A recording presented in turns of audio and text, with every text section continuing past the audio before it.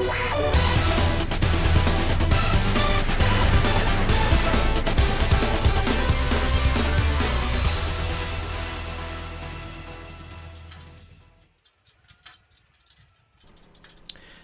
and welcome to another Oblivion Plays video. It has been a while, 3 years to be precise, since I last did a video, and a lot has happened since then.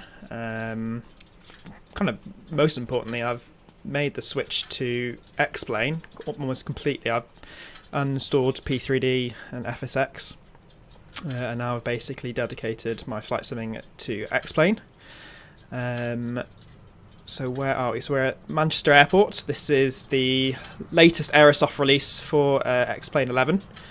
Really good scenery and pretty well optimized actually. I used to have I initially had the old Aerosoft scenery, which got a bit dated, and then I updated it to the UK 2000, which was a little bit better optimized, but didn't look particularly great. And then now they released, I think it was about March this year, Aerosoft released their kind of updated X-Plane 11 version of Manchester Airport, and that's where we are now. Plane is the Flight Factor 767, the latest kind of extended Pro edition, which includes the 200, 300, and then the 300 freight, which is what we're flying today.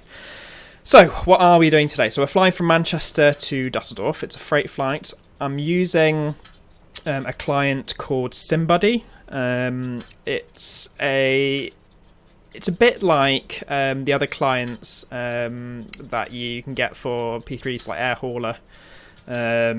So basically, it simulates like your own little virtual airline. There is a free version, but it's quite limited in what you can do. Or you can pay for the advanced version, and then you kind of get a bit more flexibility. It gives you more aircraft that you can purchase for your virtual airline, and also some more routes. So I initially tried it out with the free version, liked it, so I upgraded to the premium edition. I think it's well worth it. I think it's £5 a month, which I think is pretty reasonable. If I carry on using it, I'll carry on paying. If not, then I'll stop paying. It's kind of like on a monthly rolling basis. So let's jump into the cockpit and get ready for the flight. So I'm sure most of you are familiar with the Flight Factor 767, really detailed. Comes with this little tablet which lets you set up your flight and everything. As usual, I'm using PFPX for my planning, which I'm switching to now. And let's load up the plane. So, operations, airplane, nope, I always get this modelled up, ground. So, one of the kind of advantages and disadvantages with SimBuddy is that it simulates kind of numbers, so the better you fly, the more passenger numbers and cargo that you can take. I have noticed that there doesn't seem to be like a dedicated cargo client for so basically you get like a little app that works on your computer, and usually for like a passenger flight, it's quite cool because you have to like keep your passengers happy. So if you do anything dramatic, they'll get scared. So if like you pitch up too quickly or you do like too dramatic a bank, then they'll get scared, and then you get like a negative rating on your flight. But also you kind of manage the flight attendants, so that you have to get them to do like serve the drinks, do the announcements, get them to like fasten their seatbelts at the right time, and then do the meals and drinks, and then that obviously increases your rating because you get like some slider bars which basically tell you how happy your passengers are, and you've got to try and keep them as close to 100%. So obviously we're doing a cargo flight today. So what I've done is I've switched it to the general aviation setup, because there's two at the moment. There's two setups. There's one for airline, one for general aviation. That basically affects the app on how you kind of manage your flight. So I haven't tried it in the general aviation setting before, but I think that's probably going to be more realistic for cargo flights. So we'll launch that now. So it's just going to try and work out where we are. Now, when I launched this before, it didn't pick up exactly where I was for some reason. Never had that problem before, but we'll see if it also... Oh, it's worked that time. Great. So Okay, so basically what's happened is, you can't see this, but basically the app's loaded up as it would be for the airline, but it's basically blanked out the flight attendants and the other passenger options. Basically, it's just keeping the passengers happy, so not doing anything too dramatic. And I'm assuming like your landing rate and things will affect that. Okay, so let's go back into the sim, and what we'll do is we'll get the right fuel and cargo on board. So going back to PFPX, I'm using kilograms today.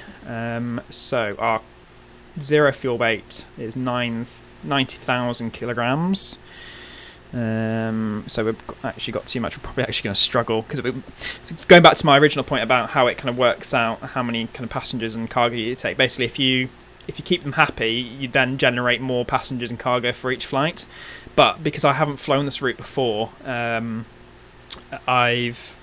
basically it doesn't generate a large number of passengers and cargo the first time you fly it. So it doesn't actually base it kind of off your previous flights. Even if you've done well going to other places, your kind of rating seems to be only dependent on the specific route that you're flying. So actually we've only got like 691 kilos of cargo, which is basically nothing. I think it can go up to like is it 100,000? It's either 100,000 or 10,000 kilograms of cargo. So yeah, we're way off that. So with this flight, we're gonna probably lose money unless we have an emergency. So it does simulate emergencies. I've had that happen a couple of times in my previous flights. So usually it's an engine failure.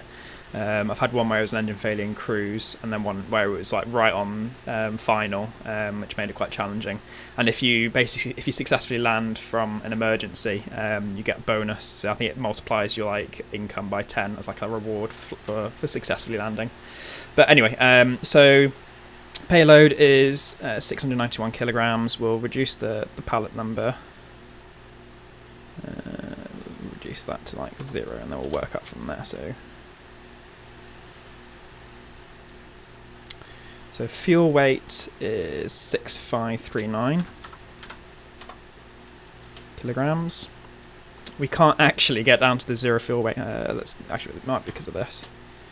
Yeah, there we go. Right, so 89,811. We want basically like 200 kilos. So it's PFPX. The PFPX 0 fuel weight is slightly out of sync with the flight factor. So we're looking at about 200 kilos, which is like nothing. So there's that. Take a little bit more. 240. Perfect. So like I said, we're basically going to be flying completely empty today, so the plane's going to be very lively, and we're probably going to have a very short takeoff run.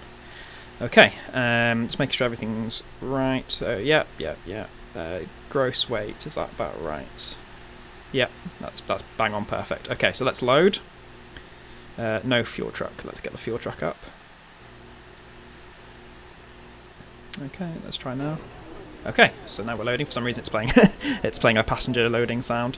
Let's do the same. Actually, what we'll do is we'll wait for SimBuddy, because if we keep the virtual passengers or virtual cargo waiting, they get unhappy. So let's kind of move on with getting the plane ready. Oh, it does simulate the cargo. That's quite cool. Right. So checklists. Let's go for the amplified. So let's turn the battery on. Move standby power to auto. Everything else is as per the checklist. Electrical power establish. Turn on the external power. So we've got that from the GPU. I believe at Manchester they have kind of like a ground power unit. So like you plug into like the concrete. There's like a underground wiring. I think that's the case in like most European airports. Obviously saves you having to use the APU. And also saves you having to have kind of dedicated GPU trucks on each stand. Anyway, let's get the bus ties to auto so we get power into the aircraft. So we click off them. We're skipping the APU generator because we're not using that at the moment. Let's get the IRSs onto navs. And then everything else looks good. So the fuel's still being loaded. What we can do in the meantime is just get the IRS aligning. So we're at Echo Golf Charlie. I don't think it actually finds the gates. I'll just double check. Okay, which gate number are we at? 07. Don't know why an Austrian E-Jet is in the cargo area at Manchester Airport. Using World Traffic 3, it's usually really accurate actually where it positions the aircraft and kind of the timings and everything, but yeah, it seems to have let us down a little bit with that Austrian. Right, so we'll try 7. It doesn't usually... Yeah, not in day space, that's fine. So what we'll do is we'll just use the reference for the airport itself, and then pop that in there. So, Echo Golf Charlie Charlie to Echo Delta Delta Lima.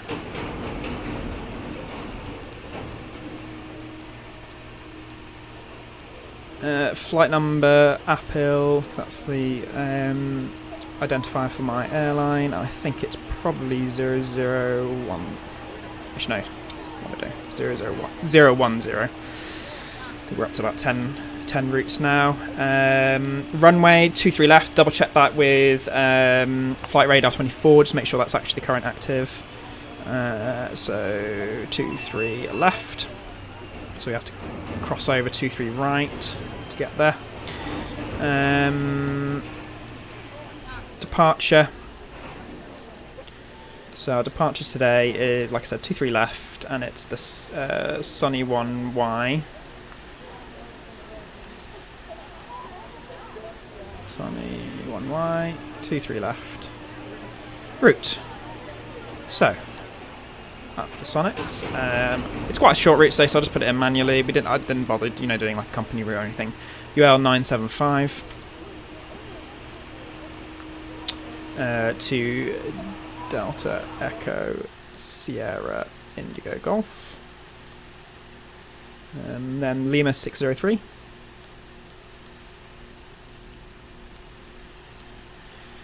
To Lima Alpha Mike Sierra Oscar.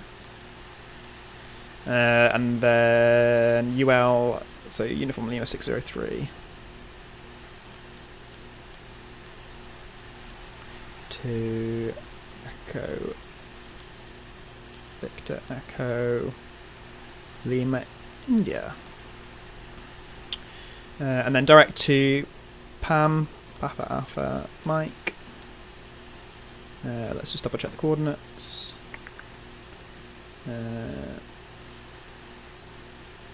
So it's this one. Just double check that with basically PFPX gives you the direct coordinates for each VOR, so you can check. Right. So after let's go back up. After Pam, we're going Uniform Papa 62 to Tebro Tango Echo Bravo Romeo Oscar, and then we have the arrival. So arrival, it's the Tebra 3 Golf. And again, I double checked which active runway they're using at the moment at Dusseldorf, and it's 23 right. We won't bother putting in a transition.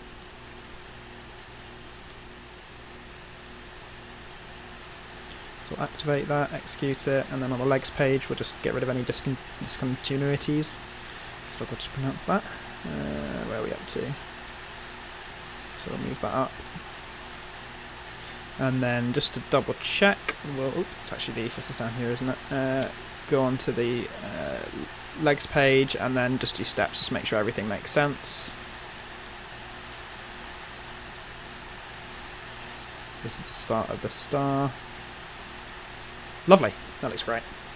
Okay, so then back to the init RAF, and we'll pop in our weights and things. So, really light today. Zero fuel weight is 90.0, actually 90.1 if we round it up. And then the reserves today are 1.5 tons. Really high cruise altitude 410. Cost index 20. And then takeoff. Flaps 5. CG was... Oops. Oh, always press the wrong one. 22. Trim 1.5. Yeah, we can't do that until we've got the APU running. Thrust. We'll go for 66. Lovely long runway at Manchester, so we can derate. Reference speed select on. 106. That's really look up for a 767 V1 at 106. So yeah, we're very light today. So that's it. Pre-flight complete. Go back to the checklist. We've kind of jumped the gun a bit with the checklist, but so yeah. Okay, CG pre-flight. We've done all this. Just make sure I'm not missing anything. Yep, that's fine. Yaw damper on. I don't know if we can do that. Oh, we can do it without the APU running. EEC switch norm. I'll just get it to do that. Ah, there we go. Right in front of me. System pressure, yeah, that's fine. Turn on the hydraulic pumps.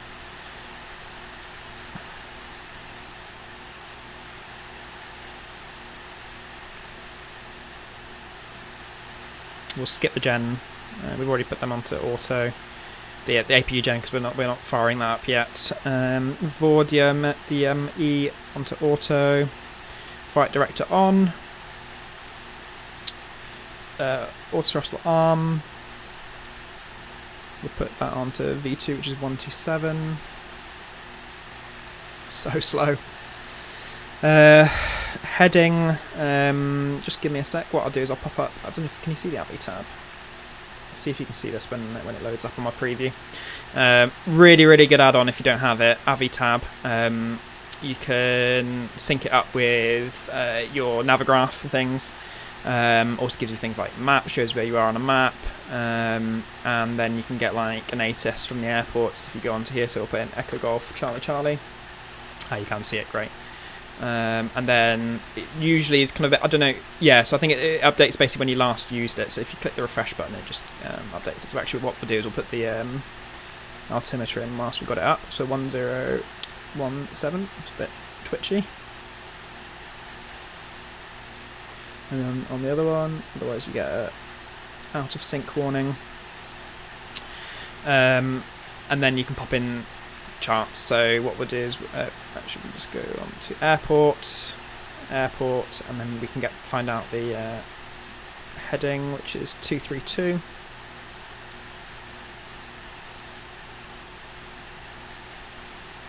And we're not using any air traffic today, so we'll just go straight up to our cruise altitude of 410. What I'll do, there is a few altitude restrictions when leaving Manchester, so we'll probably just put it on flight level change when we get to that point. Okay, so that's those done. So yeah, it is an auto. Oh, is it in this one as well? There we go. Flight director's on. Oxygen is fine. Auto on, yeah.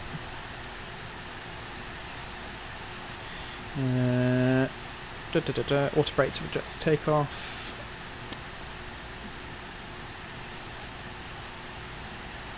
Yep, we're all good on them.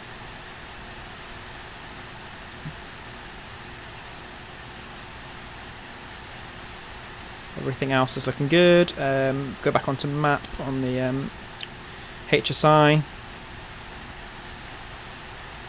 Range-wise, we'll go up to 20. I prefer 20 than 10.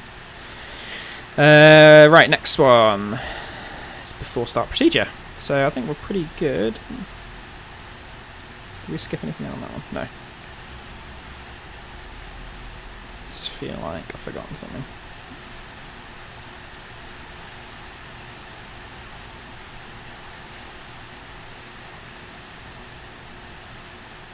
HSI traffic. Yeah, we can do that.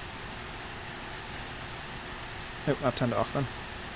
As I said, it normally is on by default. Okay, so take off thrust reference check. Just test and verify that the thrust reference mode is correct. So +66. Yep. So we're on D-rate, and that's D-rating to 95.8 N1. IES. It's not ready yet because we haven't aligned the IRSs yet. So we can arm LNAV. We can't do that yet because the IRSs haven't aligned. Right electric pump to auto. And the centre 1 and centre 2 electric pump switch is on.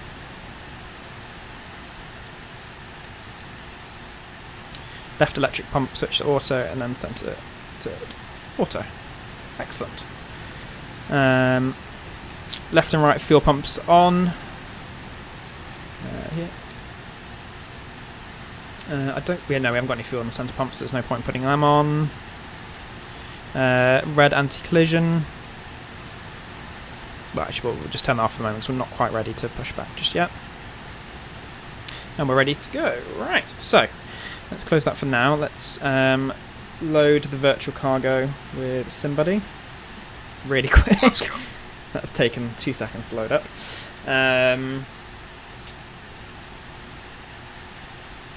We'll just fasten seatbelt signs, make sure that they're on here as well.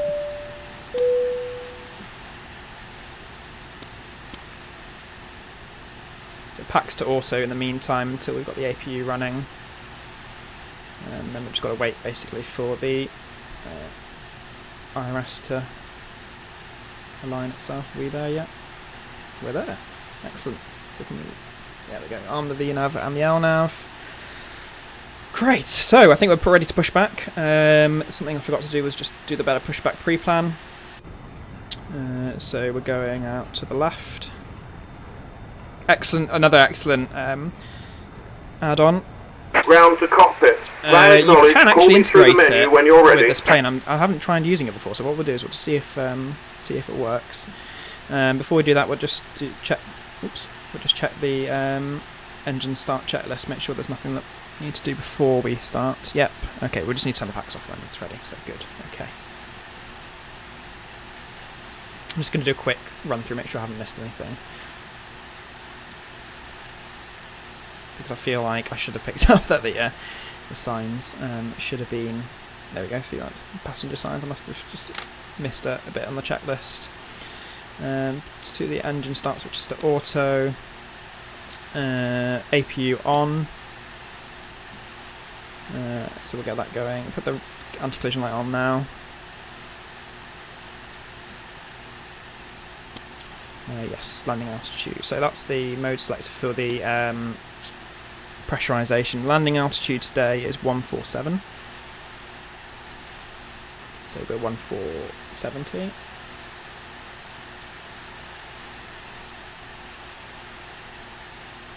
$140, sorry. Yeah, that's fine. Turn the window heat on now.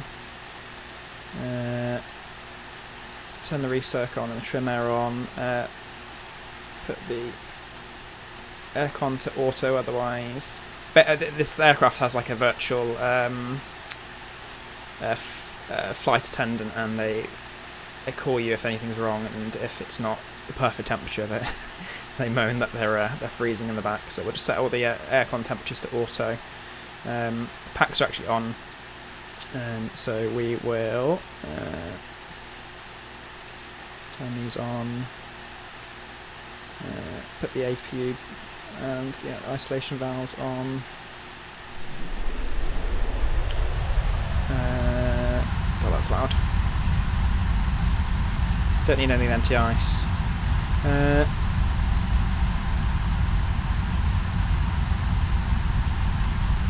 That's what I was looking for. You can see the APU gen. So turn off the external power. Get rid of the GPU. Get rid of the fuel truck. Get rid of the stairs. Get rid of the LSU. Get rid of the loader unit. And then we will switch the plane and we'll close all the doors.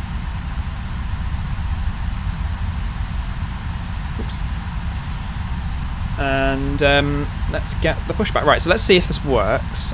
So start pushback. Yeah, this will start with that pushback. Great. Ground to cockpit. Tow is driving up. Right, so yeah, so it's fully integrated into the 767. You can use the better pushback plug-in. There's a few other aircraft that do that, like the Zebo. So it's quite useful.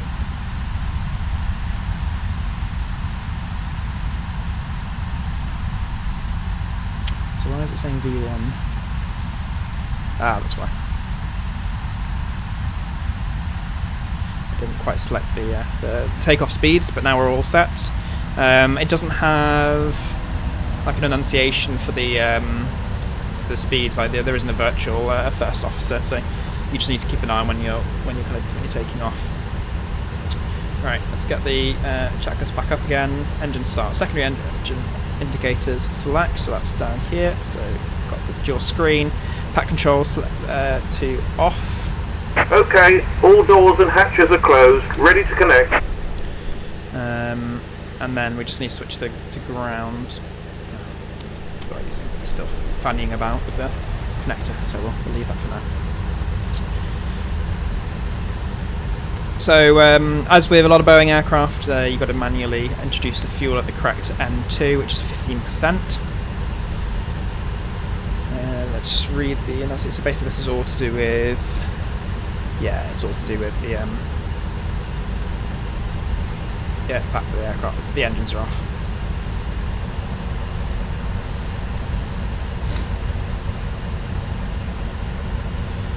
So I'm using the latest version of XEnviro, so that has like the volumetric clouds. It does take quite a performance hit. And bypass pin inserted. Release parking brake. I'll carry on explaining that in a second. Let me just release the parking brake and start the engines up. Starting pushback, and you may start engines. We'll start with the right engine actually.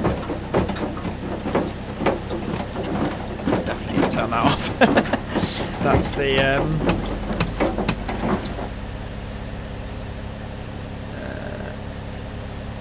XP Realistic Pro. It's really good, but it does introduce some dodgy sounds. We're actually way up to 23%, so we can introduce fuel now. Let me just turn that off because that was horrendous.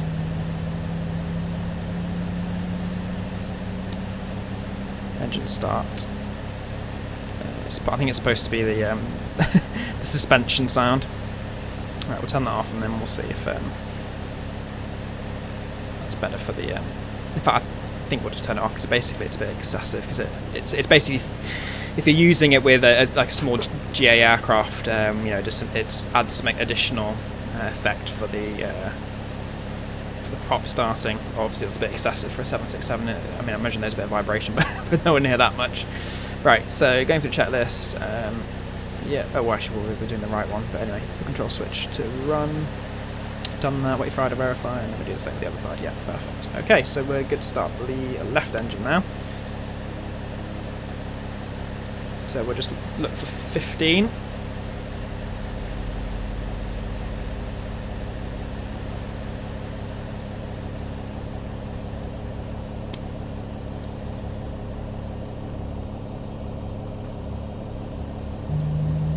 It's a good start.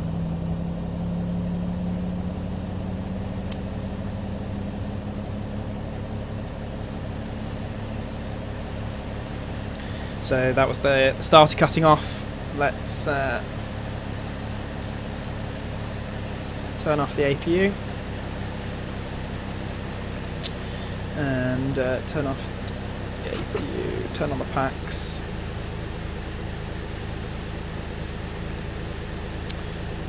Get the taxi light on. Operation complete. Pack control set to auto. parking brake. Turn off the isolation left and right.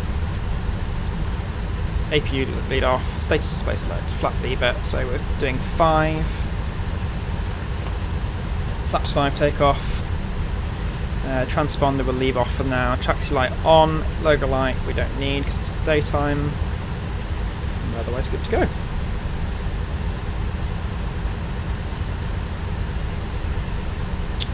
So let's taxi up to 23 left. Just before we do that, we'll do a flight controls check. So go over to the systems page, full left, full right, full up, full down, and then rudder, full left, full right, and centre. So flaps 5, set and indicating, projector takeoff set. We're otherwise good to go. Right, so where's our guy gone? No, I think he's given up. So release the parking brake. Disconnecting tow, stand by. Thought he'd finished ages ago.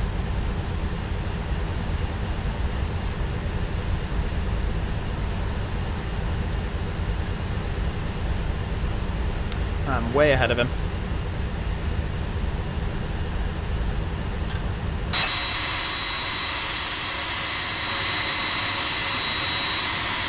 The cool visual effects introduced with I think it's X-Plane version 11.3.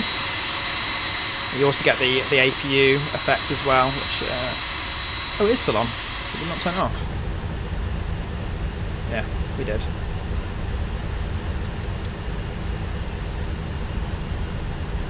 I wonder if it's just got like a delayed shutdown. Tow is disconnected and bypass pin has been removed. Hand signal on the right. We'll see you next time and have a safe flight. Thank you.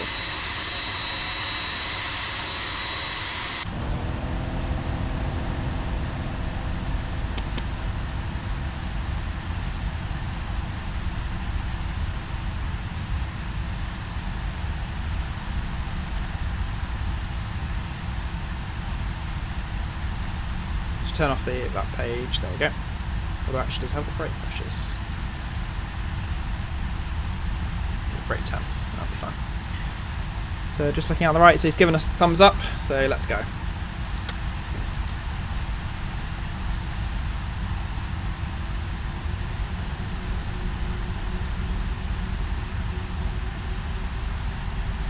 So what we'll do is we'll get the charts up on this tablet. Just gives it does tend to freeze whilst it's connected to the server. I do prefer the AVI tab for this, but I'll just show it to you this once and then there we go. Right, so just to show you that you can use it in the Flight Factor tablet. Right, go down to which one's taxi now? Just go for the standard airport. So just give you a little indicator of where you are. Get that centre lined.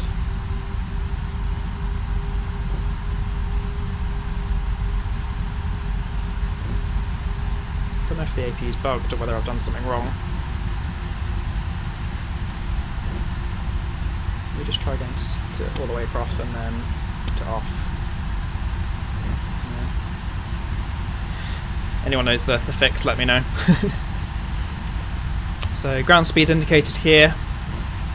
So we're going 16 knots, try and keep it below 20. Whoa! Gate Gourmet. Cut me up much. Also using Orbex True Earth, so you'll see that when we take off, looks really nice. Alright, let's just see where we're going. So we're going straight ahead. We'll go kind of down there and then we'll turn left and then go straight ahead to cross 2 through left. So brakes are working nicely.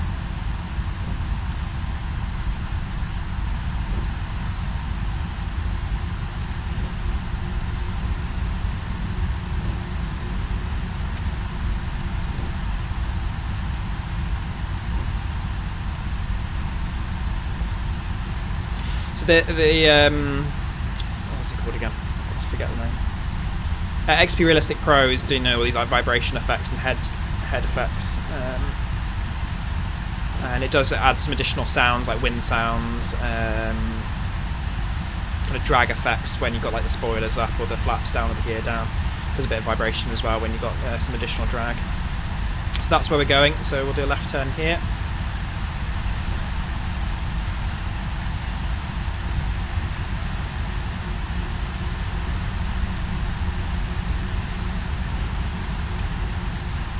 So with SimBuddy, if you were using a passenger aircraft, you'd have to do you'd have to ask the flight attendants to prepare the cabin, and then ask them to be seated and put their belts on when you're approaching the runway.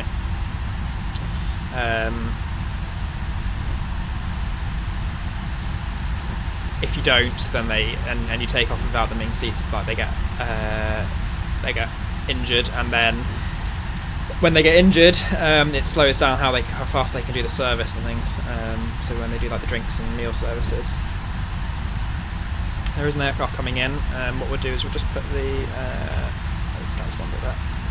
transponder on, and the anti-collision lights. I think it's coming to land on 23 left, so just keep an eye on that. Yeah, so there you go, there it is on the TCAS.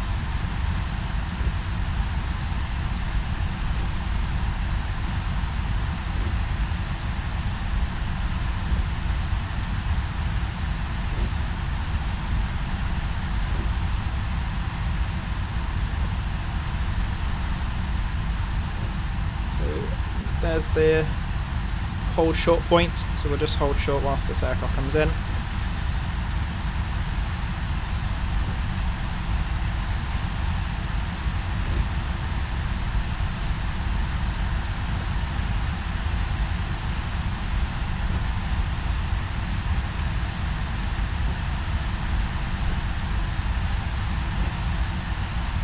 We'll close the tablet.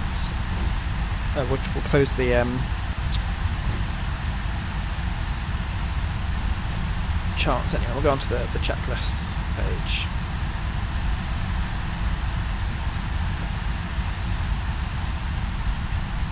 We'll wait here, and we'll just go into the outside view just to see where that aircraft's up to.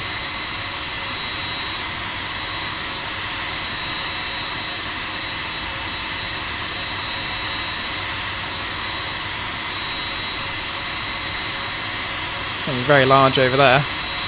Yeah, that's the A380.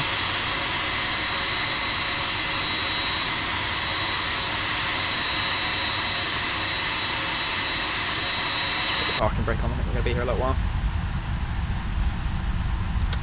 So SimBuddy does simulate kind of fuel usage and stuff, so you can try and be more economical to make more money during your flights, doing single engine taxis and trying to avoid using the APU if possible. So it looks like that aircraft's going for 23 right and that one's going for 23 left.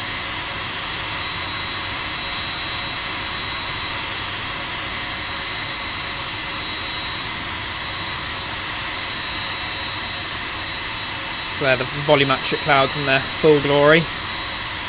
Yeah, like I was saying earlier, it does use up a lot of your performance, but they do look amazing. The only disadvantage is you do get these kind of weird effects at the edge of the clouds.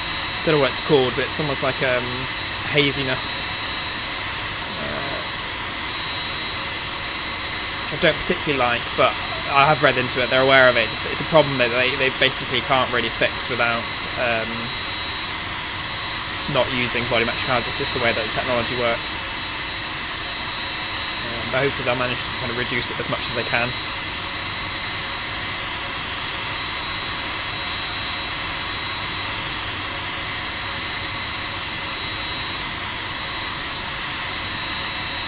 Looks like we've got an ERJ 175 or 195 coming in now, and then I think it's a British Airways A320. It's maybe not actually. Certainly looks like an A320. Looks like an Air France. Yeah, 175.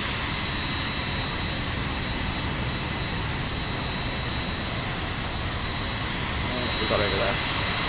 Oh, it's British Airways. Yeah, A320. Right, let's get back in. Let's line up. So, parking brake off, taxi light off, runway lights on, anti-collision lights already on, so we're good to go. So next is the climb, so let's close that.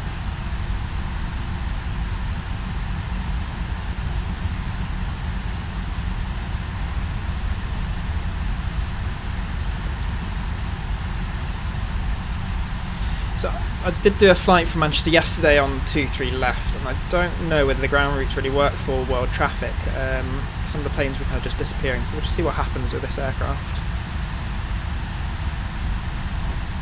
Maybe we just line up. Yeah, I don't know what's going on with this APU. We'll just let it run for a little bit, and then we'll try turning off again. Because obviously that's going to use a hell of a lot of unnecessary fuel.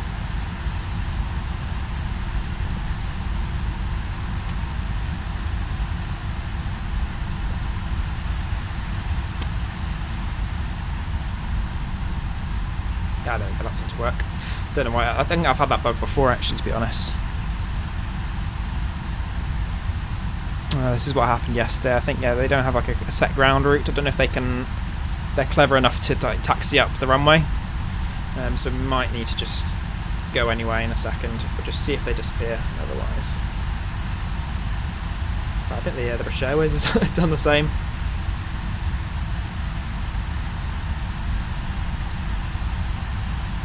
Starting to get a bit of rain. Yeah, let's... Are they moving?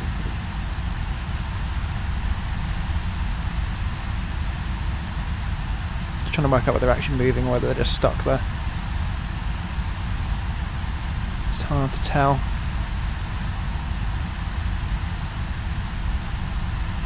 Give it 10 more seconds and then we'll...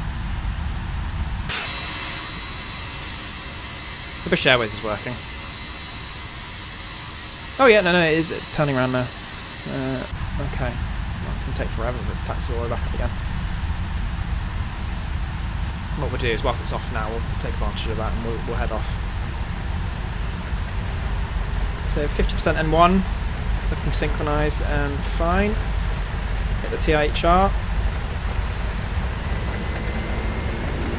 Just quickly wipe run.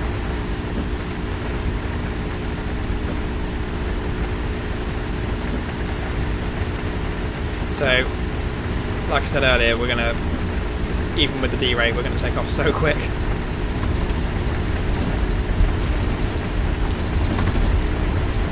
That's V1, rotate.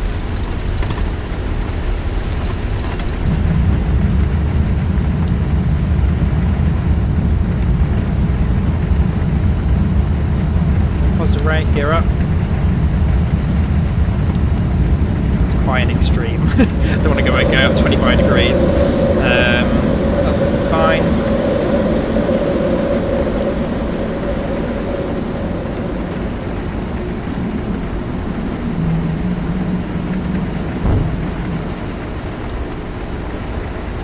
Just trim up a little bit more.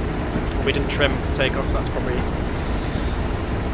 not helping. Right, so there's the climb. So we'll just level off. Just ham fly it up a little bit. It's a nice aircraft to ham fly, so why not? So we're approaching our right turn.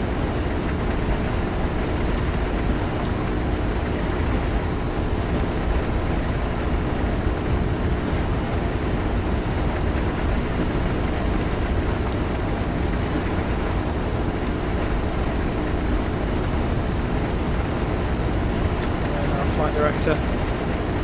So we're getting... I've got no sense of bearings with it flying through the cloud. What I'll do is just flaps up now. Flaps 1. Gear is set to off. Auto brakes have turned themselves off. Like we're about to break through the clouds, which I love. See, this is what I mean, where you get this kind of weird hazy effect. Flaps up completely, turn the wiper off. Just pitch down a little bit more. So this is the advantage of volumetric clouds, it just looks so lovely when you break through. Worth that performance hit any day. My favourite part of flying is when you turn the autopilot on when you're, on the aircraft and it's miserable, and then you punch through those clouds, and then you're at the sunny sky. I'll just switch to flight level change, just because we're going to hit those without restriction now. So we'll carry on up. There's no traffic about. I'm sure if we were using ATC they would have authorised us. So this is one of the, what I might just do is turn autopilot off now, just you hear the screaming. So basically that's SimBuddy saying you're pitching up way too much, and that's one of the disadvantages of the autopilot on this aircraft. For some reason it does do a crazy pitch up when it's trying to basically bring your speed down when in the climb. So the happiness has gone down a little bit as a result. Our poor cargo handlers in the back are freaking out a bit. So I'll just let that settle out, and then we'll put the autopilot back on again.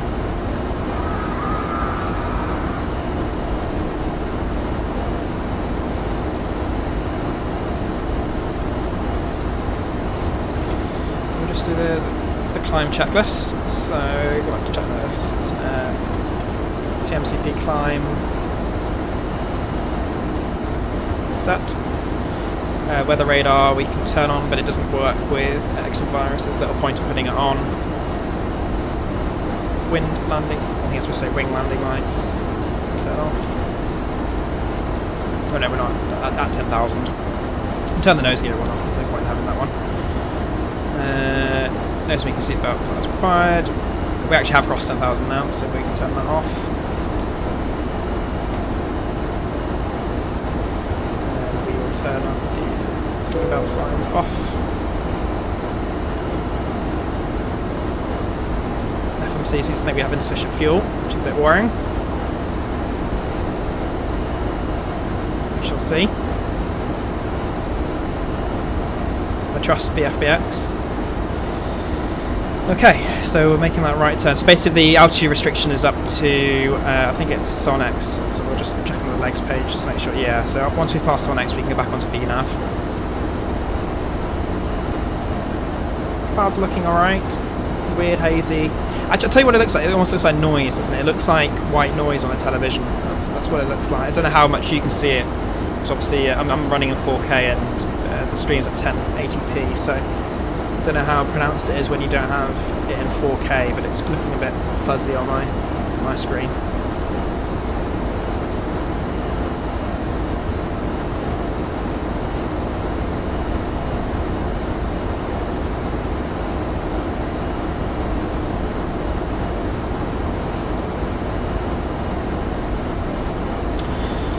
So, just finishing off the SID. Rocketing up because we're so light. We'll increase our because obviously we're in flight level change mode, so we need to do this manually. It's one disadvantage of the mouse wheel. We'll go up to 280. I think when we're in BNAV it'll go up a little bit higher. May as well make some progress. Right, so let's carry on with the climb check. So that's all fine. What we'll do is we'll turn off the seatbelt signs on SimBuddy. They've already gotten over the fact that they were terrified earlier on, and the happiness is back up to 100%, so that's good. It is quite generous and quite easy, SimBuddy sometimes, but otherwise good until we get to the descent.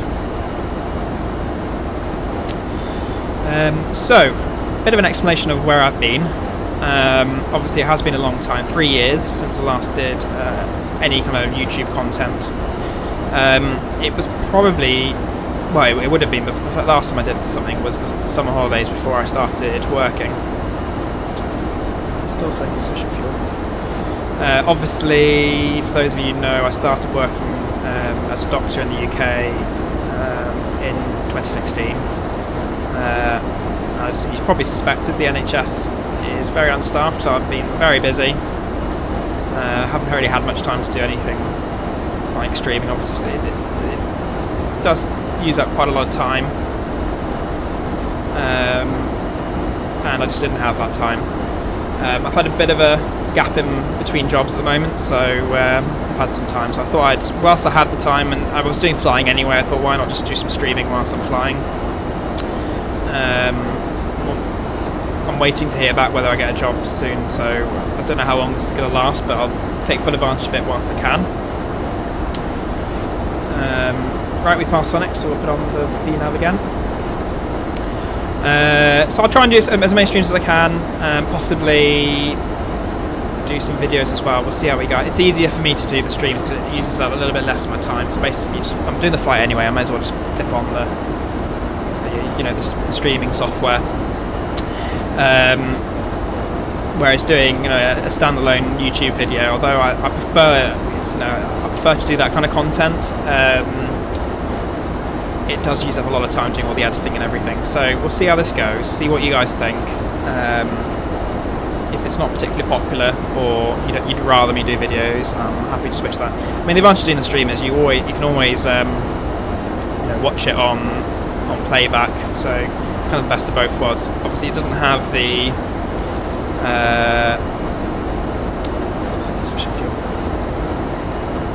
doesn't have the production value that I can add to it, a standalone video by editing it, things. But like I said, I probably just don't have the time to do that. If I'm going to do anything, it's going to have to be streaming. I did used to do Twitch streaming, but I think this way those of you who like watching live streams can watch on YouTube, and also my YouTube subscribers aren't missing out. Because like I say, you can either watch it live with me and it can be interactive, or you can watch it at playback and obviously still comment. I'll try and address any of the comments retrospectively and things. So we'll see how it goes, see what you think. Let me know in the comments if what you think. I'll try and do some requests as well. Today what I'm going to do, time allowing, is I'm going to fly to Dusseldorf. I'm going to unload, probably grab some lunch, and then afterwards I was thinking of flying from Dusseldorf to Dubai. But what I won't do is stream the whole entire video, because that'll be, I think it's about 6 or 7 hours flight to Dubai, and me just twiddling my thumbs in the cruise isn't particularly interesting, particularly because I haven't been streaming or producing videos in a while. I'm not getting a high viewer count whilst I'm on live, so I can't even talk to you guys. To keep it interesting for those who are watching it back later. And also, when you are watching it back later, kind of sifting through 7 to 8 hours of footage is a bit dull. So what I was thinking of doing is basically just covering the takeoff and getting into the cruise. See how long I can keep it interesting.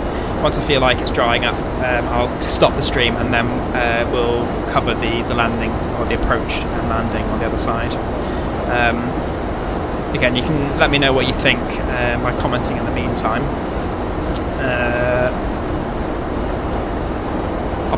I'll probably have an hour's downtime in between. You might not even, most viewers probably won't even realise I've done this video until later on anyway, but we'll see where we go. Feel free to join me. Like I said, if I do have a lot of viewers this afternoon when I'm doing it, I will carry on. I'll do it live, but I'm not going to do it if there's no one watching and interacting with me, because like I said, it'll just be a bit dull. So we've got an aircraft dead ahead, 15 miles at this flight level.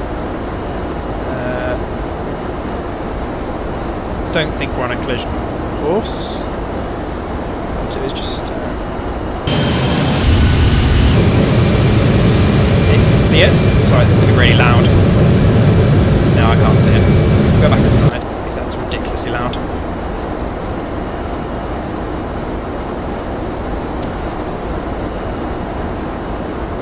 It's about 1,000 feet below us now, so I don't think we're going to have any issues.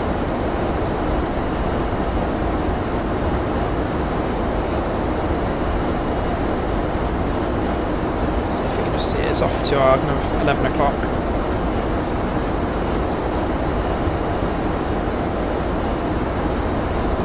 Feet. It's way with us.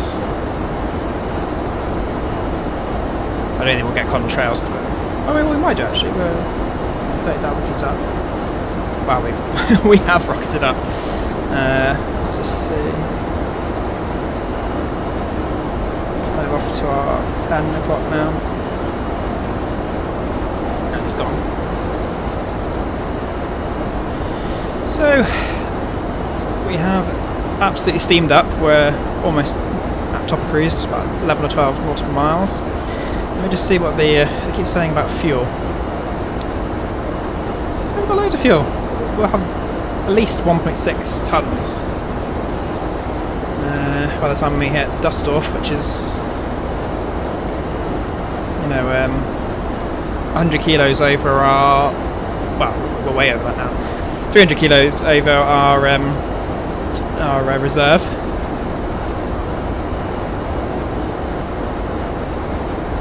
So I don't think, I think it must have just been calculated just because we were quite low. Obviously, as you get higher, your fuel flow decreases. As you know, as the air becomes thinner, your aircraft flies faster through the thinner air. Requires less effort from the engines.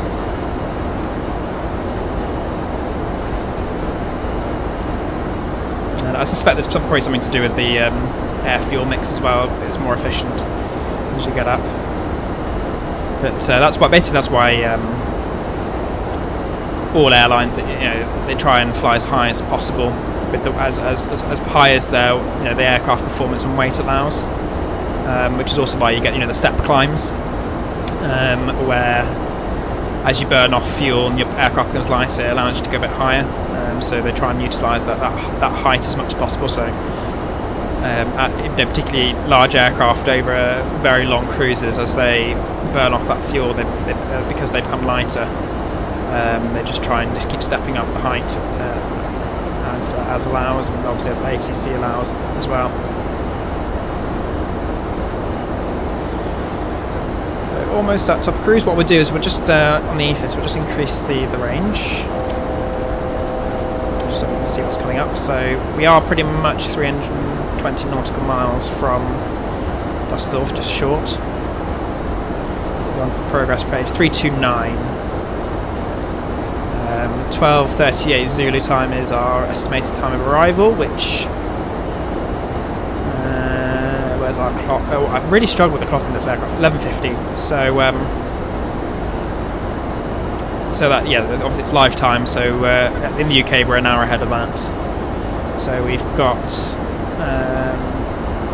about 48 minutes to go. There we are, we're at cruise altitude, engines are spooling down a little bit as they settle into the cruise.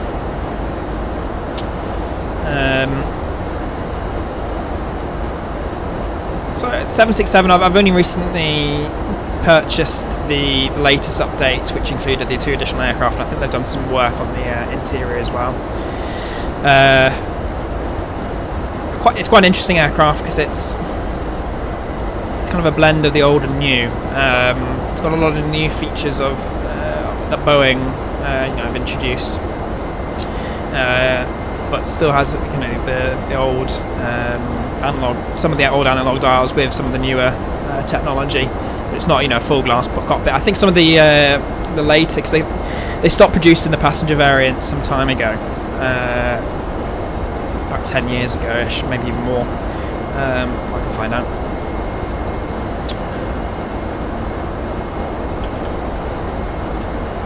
Because basically it wasn't competing against the up-to-date fuel-efficient aircraft, the A320s, the A321.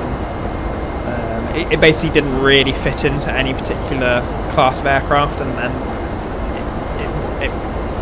it was becoming outdated. So they carry on producing the freight version because it's quite, you know, fuel efficiency and stuff. It doesn't come into play quite as much with freight aircraft as it does with passenger aircraft. As early as 2000, apparently, they stopped producing them.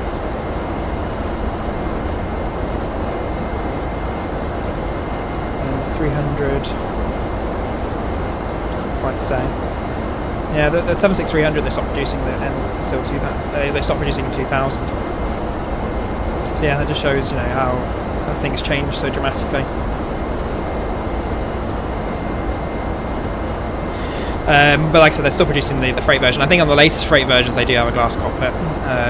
Looking at some Google images, or at least they've retrofitted them on. If not, they're producing them. But to be honest, it has most of the information that you need.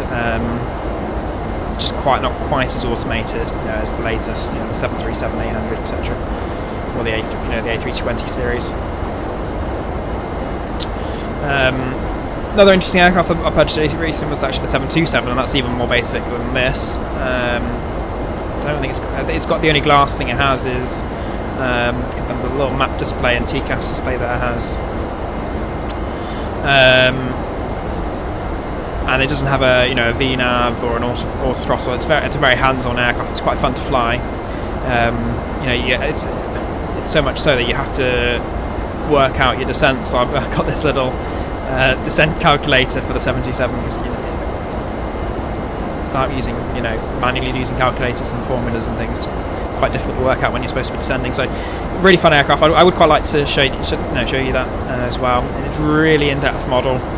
It has like a maintenance monitor as well. So if you rag the engines and you basically damage them, it will log that, and if you overspeed anything, it will damage that particular component of the airframe. So it kind of gives you quite a realistic feedback of how you're flying the plane, and makes you just think about what you're doing, and it adds that extra element of realism, which I quite enjoy.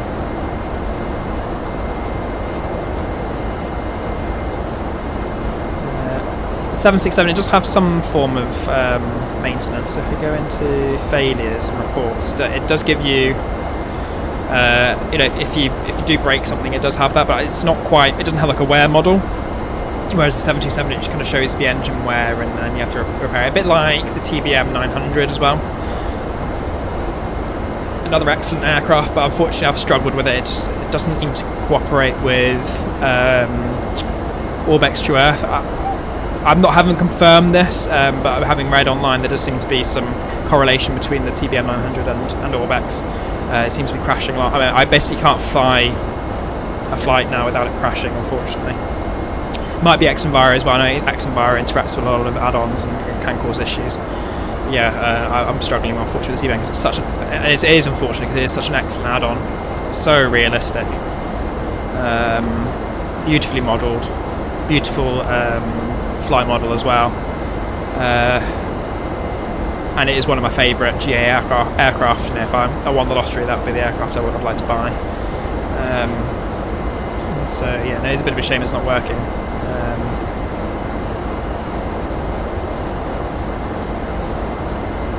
What else have I? So I've also got the Zebo mod installed, which, as anyone who has X-Plane knows, it is superb. It's as good as the PMDG 737 that I had for P3D. The sounds, the modelling, the systems, the flight model is just superb. It's almost as good as the flight model, the IXEG 737, which I also have, but unfortunately with the IXEG, they haven't quite kept on top of the updates and the systems modelling. The systems, they're starting to lag behind. There's quite a few problems. They haven't given the things that they promised. So I do hope in the future that they update the IXEG. I did notice on the forums that they are working on an update now, and I think they've realised that they've kind of let the community down a little bit. So hopefully they'll get on top of that and release an update, and I think that will make that aircraft superb, because it is a brilliant aircraft. The attention to detail, even the little things like when you're changing the map displays, it shows you like the map and like a superimposed map, and when you're coming out of the auto throttle, it lets you sync your hardware with the software throttle. And the flight model is unbelievable, as are the sounds and the modelling of the interior. So I think it's almost there. But they just need to just keep up to date, really. So we've got TCAS on this aircraft. I've had to do a little bit of editing to kind of get that to work. So basically with World Traffic 3, the TCAS on add-ons won't come up unless you manually add. Basically, it populates X-Plane multiplayer aircraft into the sim, which, from what I read, are basically like little dots that they superimpose over their traffic. And that allows the aircraft to read the other aircraft as it populates it on the TCAS screen. So that does work. It's a bit of a kind of a fudge to get it to work. It's not like a true TCAS system, but like I said, it does work to a degree. We saw that earlier on this flight. The weather radar, unfortunately, it doesn't work with X-Enviro. So I'll show you what happens if you turn it on. So the weather radar's on. It's currently in the test mode, so this works fine, as you'll see. So the test mode works fine, and then if you click on to weather, what essentially happens is it basically just works like a terrain radar. So if you angle it up, it'll disappear. Whereas if you angle it down, you can clearly see, because it's like a clear defined ring, it's basically just bouncing off the ground. Whereas if we go down to that's probably too much, -5, it'll just basically bring that ring in a little bit closer. There you go. So it is just basically detecting the ground, and the image itself fits with that. It basically shows you mountains, and I assume that's probably the Alps that it's picking up, or at least some raised ground over there. I flew to Warsaw yesterday in this aircraft, and it basically what it was picking up correlated with the Alps. So let's see where we are. So we go onto the Avi tab. Like I said, it has like a map. I don't know. I'm assuming it's like an OpenStreetMap view or something. And it basically just pinpoints where your aircraft is, so you can see where we're up to. So we're not even actually. I thought we'd passed the UK, but we're not yet. So we're just flying off East Anglia. Norwich is off our starboard side, so you can see it. So the frames are 20 frames per second at the moment, and that's basically just due to true Earth. It's beautiful, but it does devastate your frames. It's back there a little bit more. So kind of about 5 o'clock. That's probably it there in Norwich. And ahead of us, just pure ocean, heading over towards Amsterdam. Dusseldorf is actually quite close to Holland, on the the western border of Germany. Downloaded, I think it's called Just Sim. I'll just double check with you. Their scenery, it looks excellent.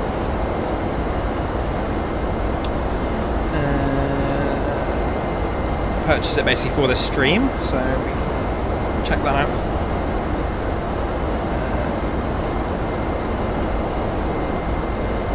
Yeah, Just Sim, Dusseldorf International. Bought off the org store. Looked really nice, very detailed, really good textures. So I'm looking forward to checking that out. Where are we at? So I think it's 80 nautical miles to the top of the descent.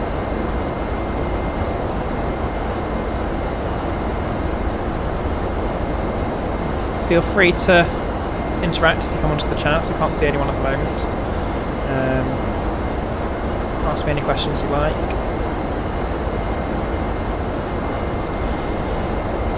Love to hear from you guys. Obviously, like I said, it has been a while. It'd be interesting to see what you're up to and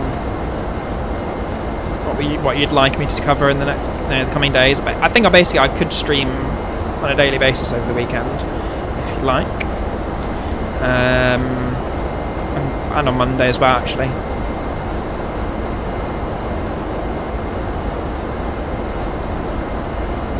What I'll do is I'll try and plan ahead so I can give you guys a time on when I'm streaming. I did that today, but obviously I didn't give it's Friday, so most of you are in work, and B, didn't give you much of a heads up. But we shall see. It's hopefully this evening when I get flying in. If I do carry on and fly to Dubai, when I'm landing at Dubai, we can have a few more viewers to join in.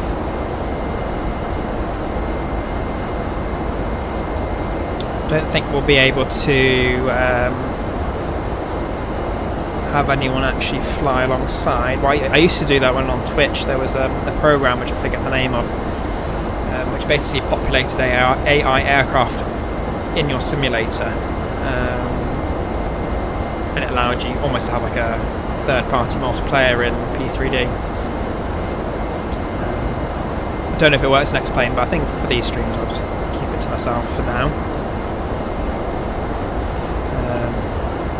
we're leaving the UK behind, and I'm already feeling the frame rate increase. It hasn't numerically increased, but I can just feel it's not stuttering quite as much.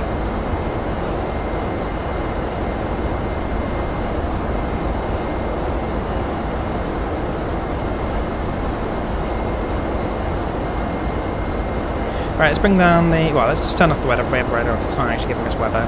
Bring down the range to 160, as our entire journey is pretty much in that field of view now.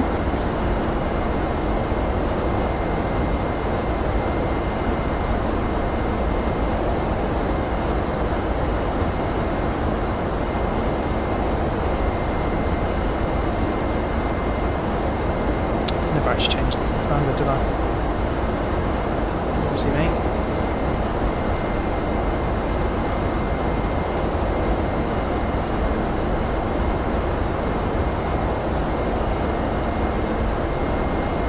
It's made much difference. Difference of 100 feet, which we're now, I think, making up. Okay, let's have a little look at our init ref page. Sorry. Dusseldorf has a long runway, so we'll go for 25 degrees. Course is unchangeable at the moment.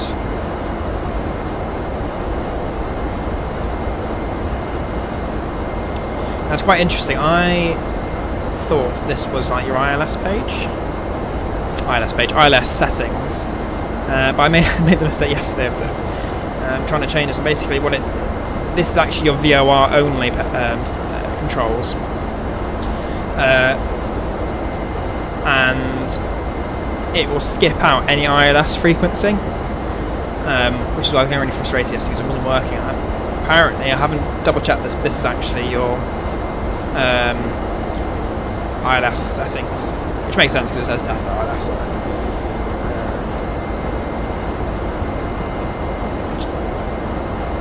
Which I'm assuming it won't let you change until you're out of auto mode, but we'll see when we get a bit closer. Actually, we can test that.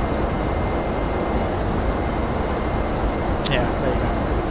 So the frequency I wanted yesterday was 109. Yeah, so that's your course. So we'll set that now, actually. What we'll do is put that back in auto. See if we can change it. So 109.3. And the front course is 232.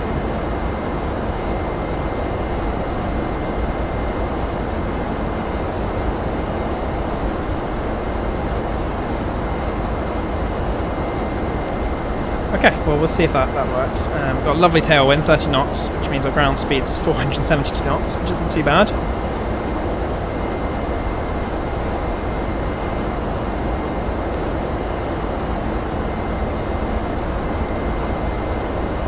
Realised I had a chat set to top chat rather than live chat. I don't know if that means I've been filtering out anyone's messages, but if I have, I'm really sorry. If not, it might be the case. I've just not had anyone viewing.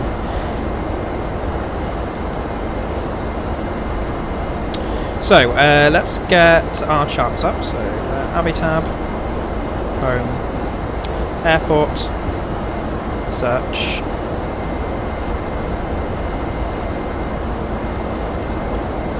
Echo Delta Delta Lima, which is Dusseldorf. We'll update the ATIS. So winds 210 at 10 knots, temperature of 19 degrees, lovely and toasty there. A bit colder here. And QNH of 1023. I don't know what this actually meant, but no sig means basically that the weather report doesn't think there's going to be any significant changes in the coming minutes. So basically it's saying the weather's quite stable at the moment.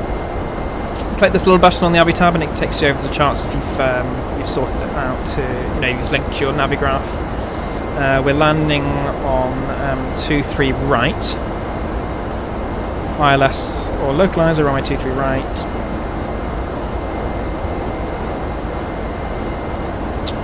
So let's go to the latest page to see which kind of direction we're coming from.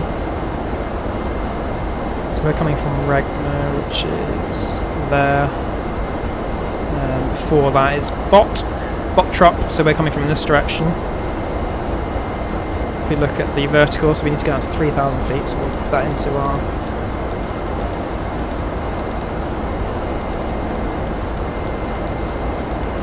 autopilot, MCP. It's a horrible clicking sound. So that'll take us down to Regno, where we can then intercept the ILS. We'll just double check the details for the ILS.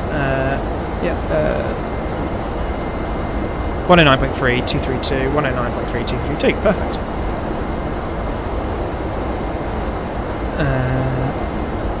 So that will take us down nicely. So decision altitude, decision height I should say. We'll go for a category 2, which is 100 feet. Oh, I need to remind myself how you set it on there. 7167. So this one.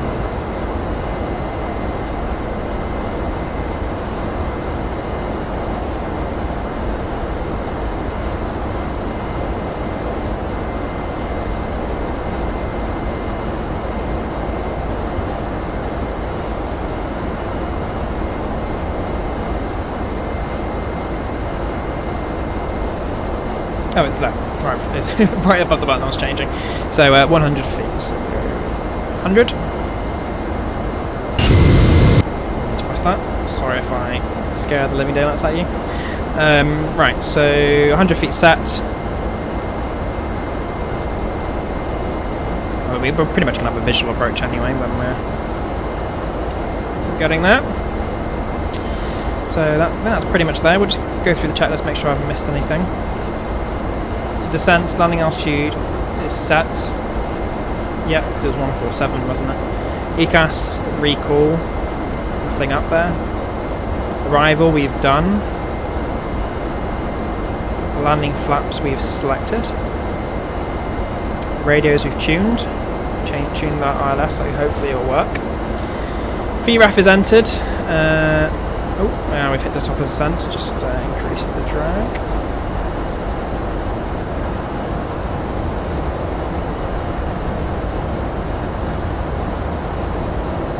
Is there a recall button?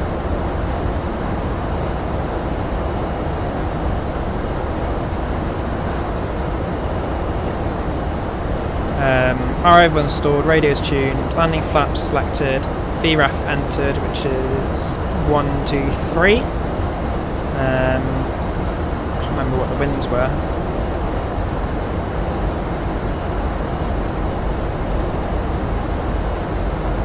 Oh no, sorry, 10 knots. 18023. So we kind of got a 10 knot crosswind, so add an additional 5.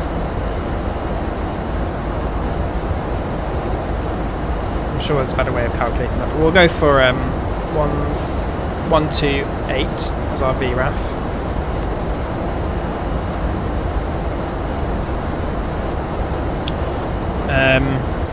Decision height set, auto brake, we'll go for 1.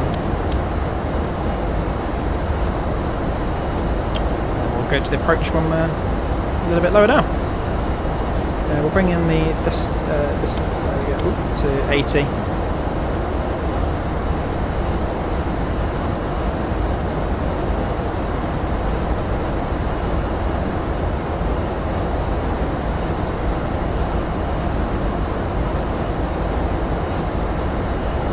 Should be good to go. Frankfurt, I think there's it on our right. We'll just bring the speed brake down there because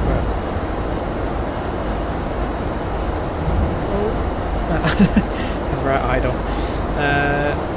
Don't like the way that we interact with the speed brake, it's a bit twitchy.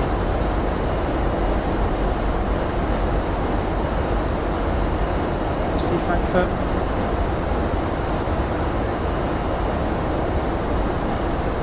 Can't see the airport, but I think that's Frankfurt down there. For goodness sake. There we go. Alright, are you deselected now? Good.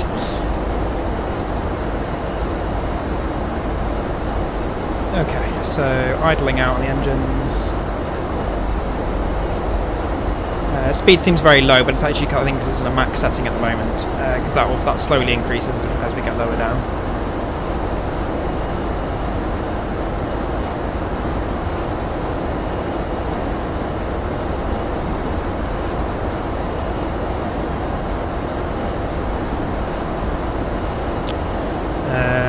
We'll pop on the seatbelt signs and get, basically get the cabin ready when we're hitting about 15,000. We can change the QNH at that point as well.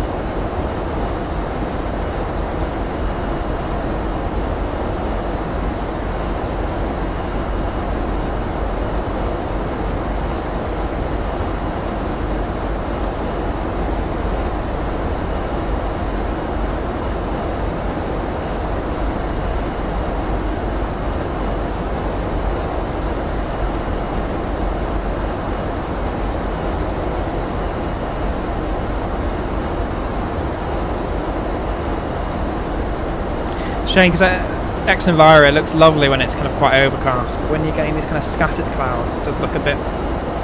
You can almost see like the grid lines that it's generating the clouds on. But it is early days. I mean, the current version is the only version that has introduced these volumetric clouds. It looks nice there, really nice there actually. But yeah, sometimes it just looks a bit repetitive. Obviously, you've got this kind of weird, noisy shimmer that it generates to generate the volumetric clouds. But I'm sure they'll optimise it a lot more. I mean, they need to optimise it from a performance point of view as well.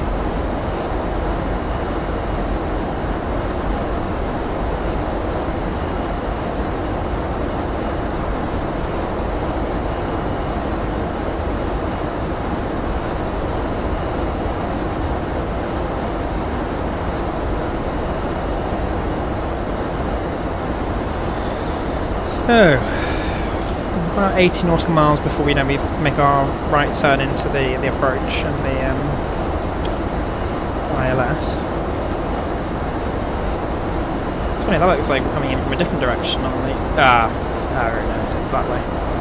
I think that's the missed approach route. I think we're actually going that way, which would make sense with the compass bearing as well.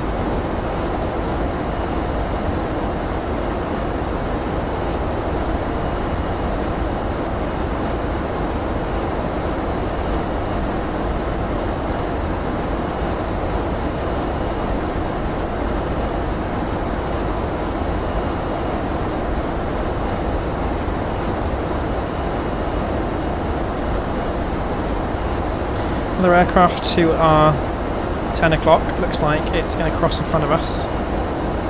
So it was below us, so I think it's on level flight, it's probably flying at 280. So we should be fine. Another one to our 1 o'clock as well. Yeah, a good 20 nautical miles away, so we've got some time.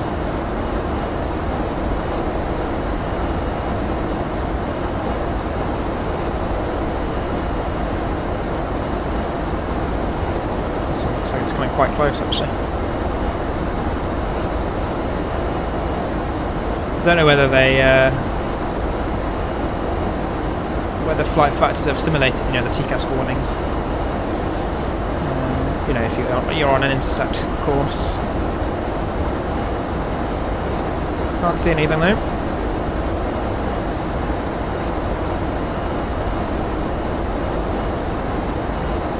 Looks like this aircraft. I know. I thought they might be actually heading for Rakix as well, but they're just back in the mess. Let's put this one on the progress page just to keep us. So 5 nautical miles. So. Oh, they've gone.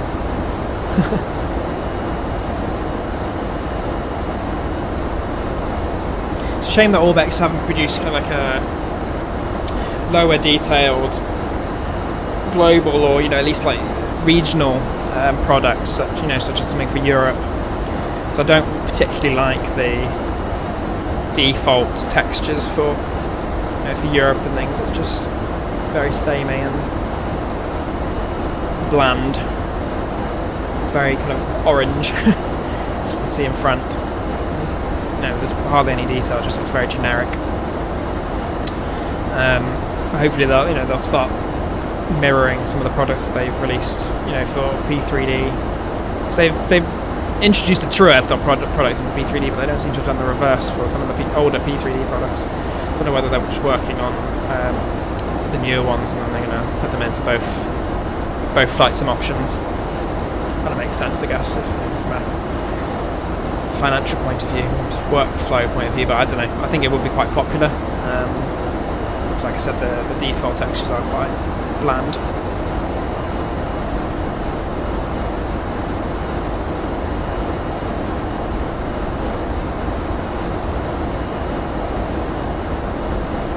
So we'll just take it down again another distance notch as we get closer to Dusseldorf.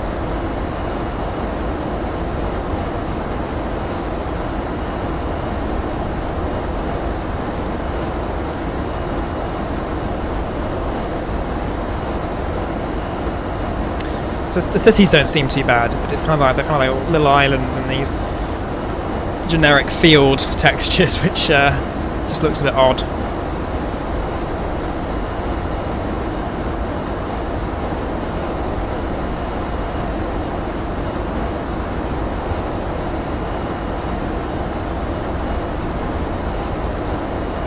So we're crossing through 20,000. Not far to go. A very quick flight with that tailwind.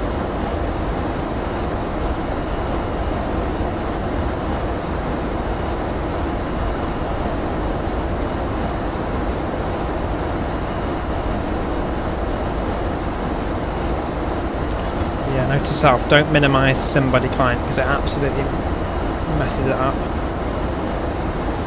Right, what are we doing? Are we porpoising? Settle out a little bit.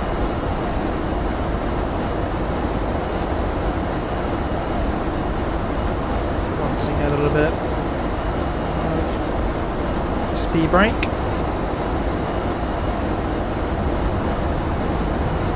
Just to slow us down a little bit. I think it's just a bit unsettled for some reason.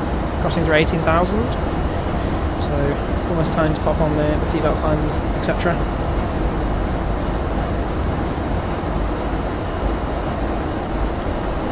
So this is the problem with speed brake, is you get to a point where it approaches the target speed and then the throttles go up, and then it means you go too fast and then you have to speed brake and you kind of get into this repetitive cycle of trying to keep the speed the same. That's what I quite like with the Airbus. It has like a speed range which will allow you to stay within before it starts adjusting.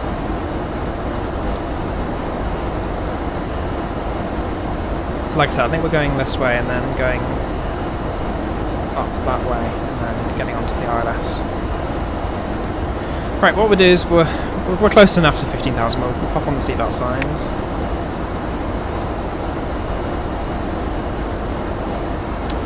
We'll do the same in here. Get the checklist up. Just for reference. So we've passed the no smoking seatbelt signs on. We'll put on the landing lights now. No harm in doing it early. So, what is the transition level? I'll get my other tablet. We're blessed with tablets. I think is it the Tolis A319 also has this, the Aviator tablet as well, which is quite helpful. Ironically, they have the Avi tablet, but they don't have, I might be completely mistaken here, but there does need to be like a shortcut button in the cockpit to get the Tolis config menu up. I'm sure there is one, but it's not as obvious, as it is in the Zevo, where it's just on your left-hand side. Anyway, so let's update our ATIS. Yeah, so QNH is still 1023. We're close enough down now that we'll just put that up anyway. 1023. 1023.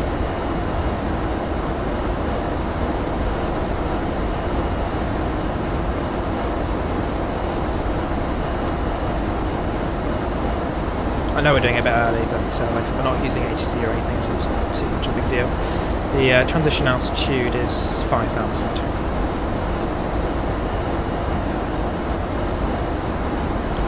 And that's it. So landing checklist is on the yoke. So speed brake arms, landing gear down, flaps setting.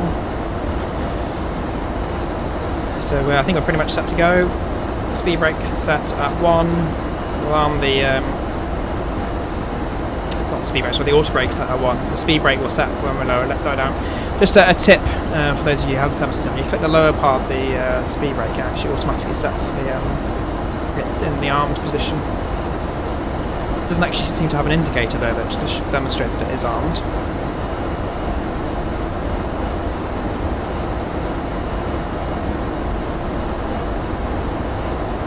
So this is what I'm saying. This is what I mean. It just looks so fake compared to true Earth. The scenery just looks so bland, just so flat and unrealistic. The clouds aren't particularly helping, because they just look a bit too perfect.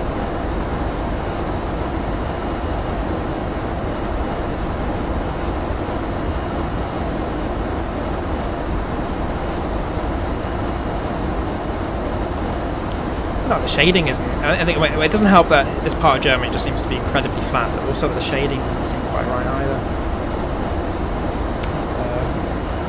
It's the cloud shadows are very nice there.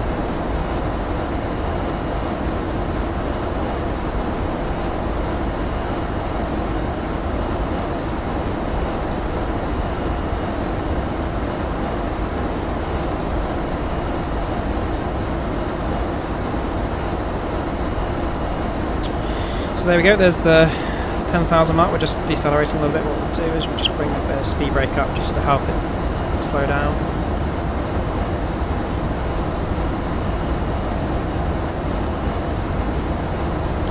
And then just slowly decrease it as we approach the correct speed.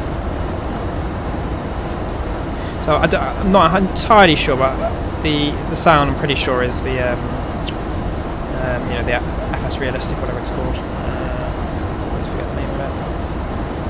Is it XR or XP Realistic? XP Realistic Pro. And it adds a bit of a vibration effect as well, which you might be able to notice because of the added drag from the speed brake. So we're hitting our speed. So again, we'll just slowly start to just decrease that speed brake as the throttles come up.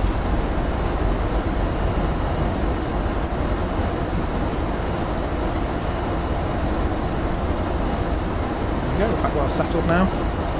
I'll arm the speed brake because we probably won't need to use it again. So landing lights are on, collision lights on, passenger signs are on. AP jets flashing is that's the after landing checklist item.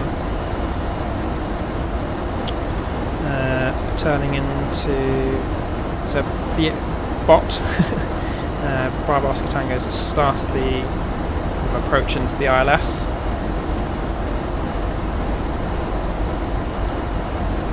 They're looking a bit nicer now. We've got a bit more kind of rolling hills, and the city of Dusseldorf starting to come into view.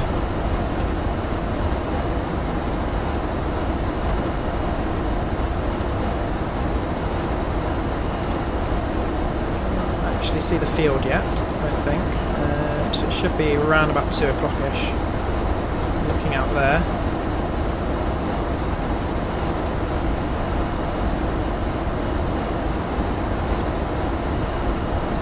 Nope, not visual yet. Bit of turbulence as we're going through the cloud base. We've gone way too fast.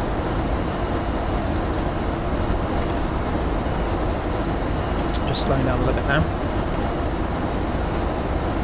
Once we go past bot, what I'll do is I'll pop down flaps 1, and then just as we're about to line up with the ILS, I'll put down flaps 5, and then it's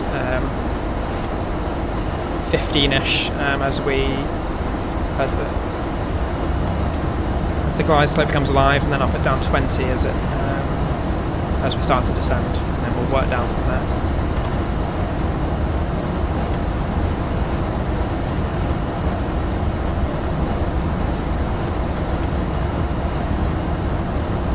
That'll add a little bit of drag as well, which will just help us control our speed. Just double check our ILS is still set. Yep, 109.3, 232. Just cross check that with our charts. 109.3, 232, perfect. Right, get rid of this drag. Pop up this re-brake to arms. Idle out the throttles.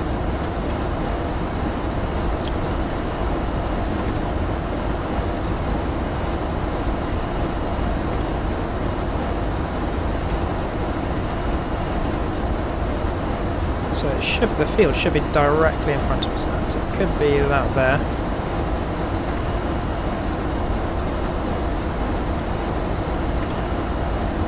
Lovely day in Dusseldorf by the looks of things. Hence the probably 19 degrees of temperature, which is much colder than Manchester. Very cloudy here, as you saw at the start of the video.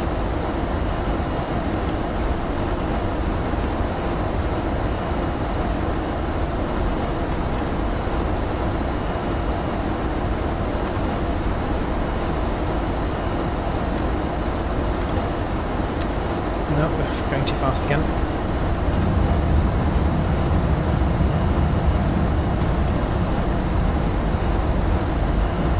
Keeps doing this thing where I don't kind of completely click off the speed brake. Right, we'll keep the speed brake up until we're well below 250 and we'll put down flaps 1.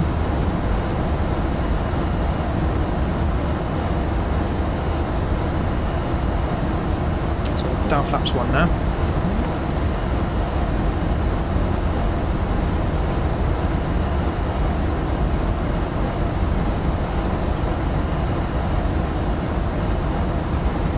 So, but in the 767, it's really clever. It's got the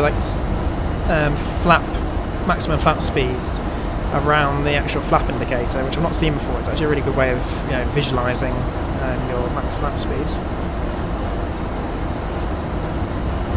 We'll arm the approach.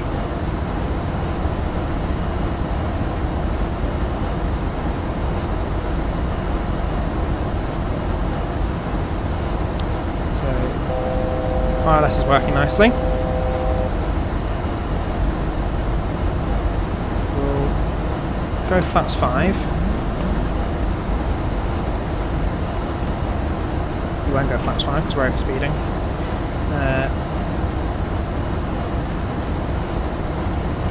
Try now. That's fine. Because we're actually not, because we are actually well below 230. So we'll maintain this until, like I said, we're established on the localizer and the glide slope's live. Then we're going to 15, and then when we're established on the glide slope, we'll go to 20. Gear down.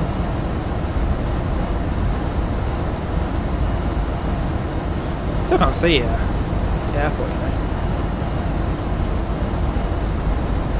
There's a field there, which is in Dusseldorf. It should be kind of... Ah, there it is. Just come to the end.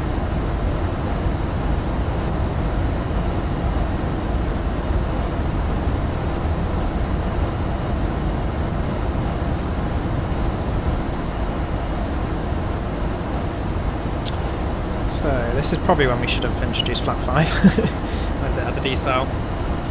Doesn't matter.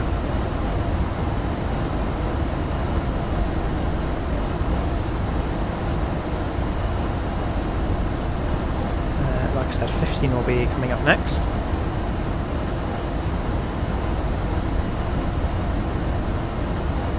So there's the... So we're going 2-3 right, so that's the runway there. Again, I'm not sure with the stream resolution whether you'll be able to make that out just yet. So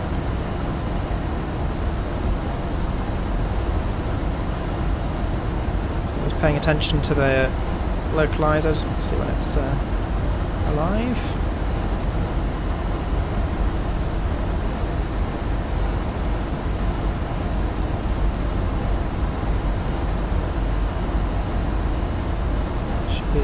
now as we start to line up with the runway.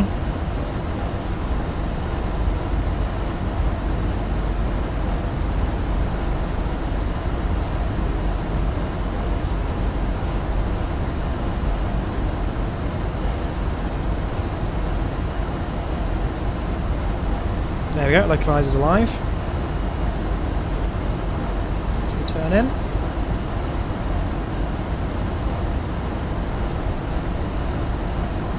Oh, that's quite interesting. It pops down on the kind of the resolution of the dots as it centers. Very clever.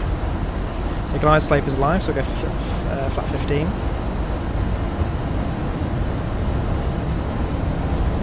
And we're going down, so gear down and flaps 20.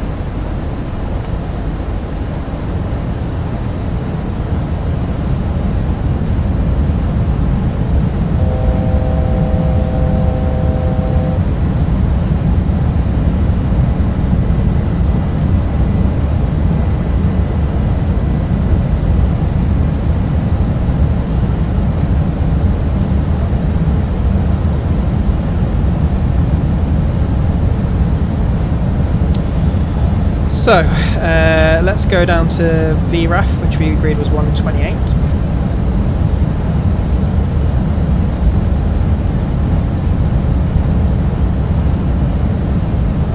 And we'll introduce flaps 25, and that's us set up.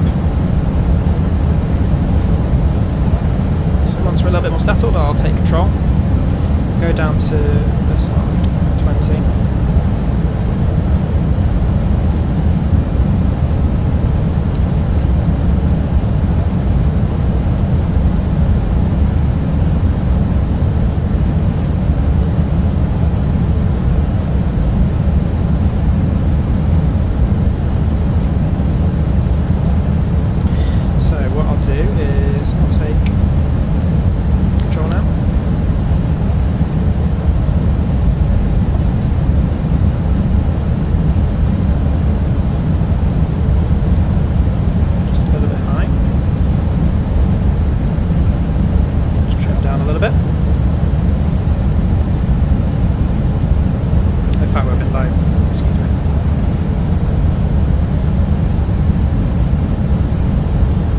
Gusty,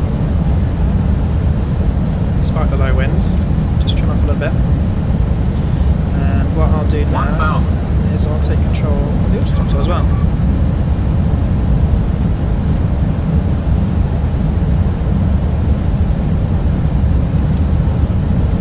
There we go, that's not distracting me anymore. Trim down a bit because we're now a bit slower. Lovely flight model. This feels really nice. Very settled, clear day, not too strong winds, coming pretty much straight on, slight left to right crosswind. So landing checklist, speed brake is armed, landing gears down, 3 green, flaps 25 indicated. Aiming now at the touchdown point. Speed 500. So light, the aircraft's so responsive. Just drifting left a little bit, just introduce a little bit of left rudder just to get us back on line. A little bit low again. Just introduce a bit more left rudder just to get us back. That's better. So the wind's just a little bit stronger than expected. Just Light slow. Watching that glide slope. Still a little bit low, but I'd rather be a little bit low than high. We've got quite a lot of runway. Minimums. And I like to just have a bit below. Just 50, 40, 30, 20. Looking at the end of the runway now. 10. Lovely. So thrust reverse is on, and nose gear's down, full reverse.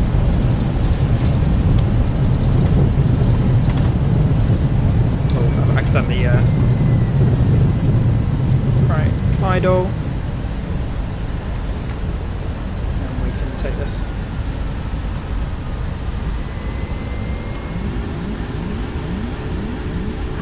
Oh, my mistake. I accidentally clicked off the thrust reversers, and then I was still full throttle, so it was trying to take off then. Anyway, we'll take the next exit then. So we can start to clean up. That's silly of me. So I made two mistakes there. Accidentally released the auto brake, and then clicked off the thrust reversers without idling off the throttle. Anyway, otherwise it was quite a nice landing. Yep, so speed brake is down, flaps are coming up. Turn off the nose gear, turn on the taxi light, turn off the landing lights, turn off the strobe. Keep the transponder on just as we cross this runway.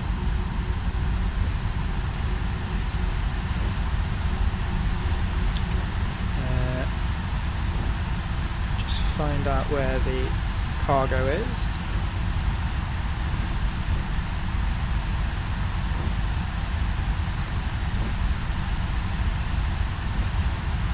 Slow down here, just make sure we're clear to go. Can't see anything on the TCAS.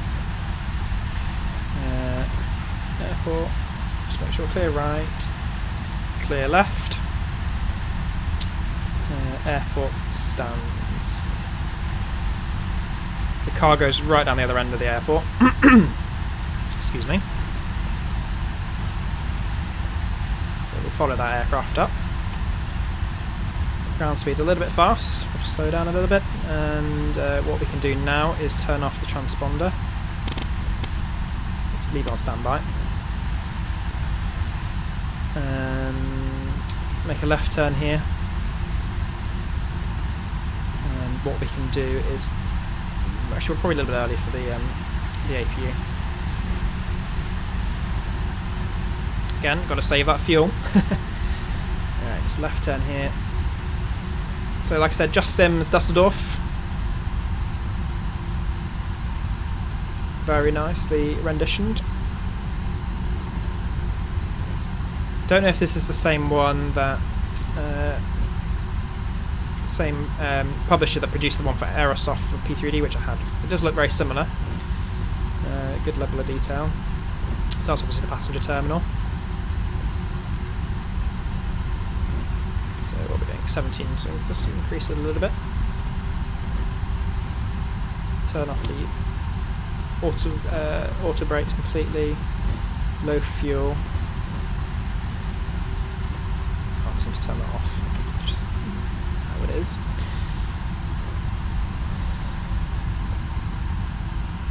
I guess we're pretty much we're close to our reserves, so yeah.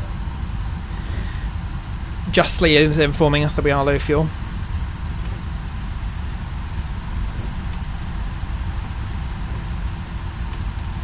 No GSX and X-Plane, unfortunately. I do miss that piece of software. As I also miss the, I think it's, I've forgotten that program. Basically I had a virtual co-pilot in P3 as well. Another piece of software that I do miss. I think it was FS2 Crew, I think was the name of that one. Really good. I think it's made it so immersive. P3D, I do miss that. Right, is this, so this is, yeah, so we can go either way, but go this way, and then this is the cargo stands here.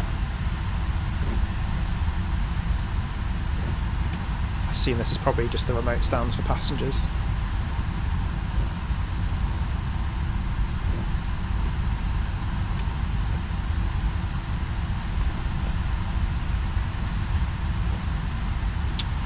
So make a right turn here. We'll be going about 10 knots. To keep turning. What we'll do now is just turn the APU on.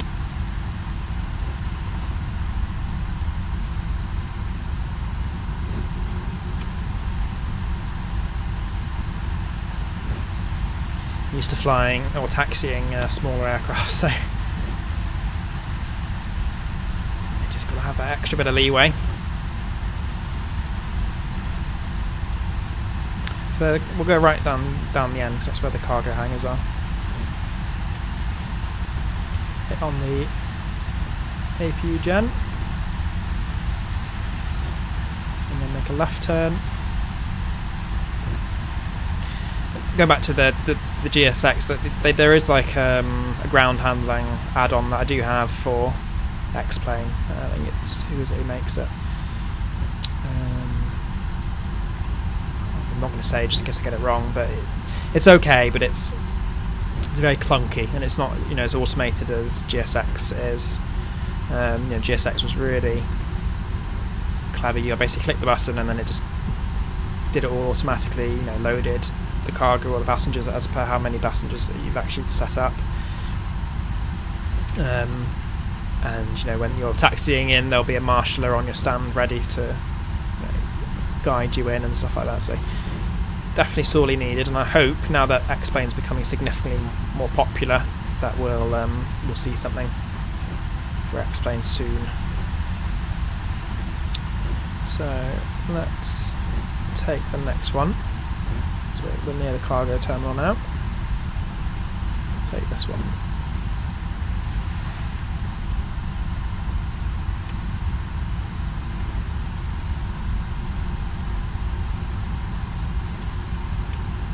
And I tried to set, so you basically for this ground handling plugin, you can set up sets. So basically, download it from their website, and it pre-configures all the ground handling for your plane. But for some reason, when I've tried to activate the set for this aircraft, it crashes X-Plane. So I'm not quite sure what that's all about. So that looks about right there. Pop on the parking brake. And so APU gen's on, APU is on, put the bleeds on, and then we'll fire off the engines.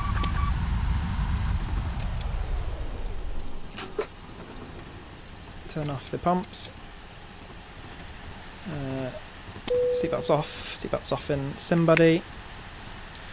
And then we can follow the checklist. So, after landing we've done all that.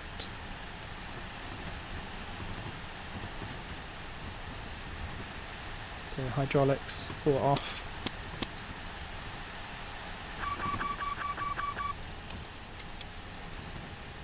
Fuel damper off.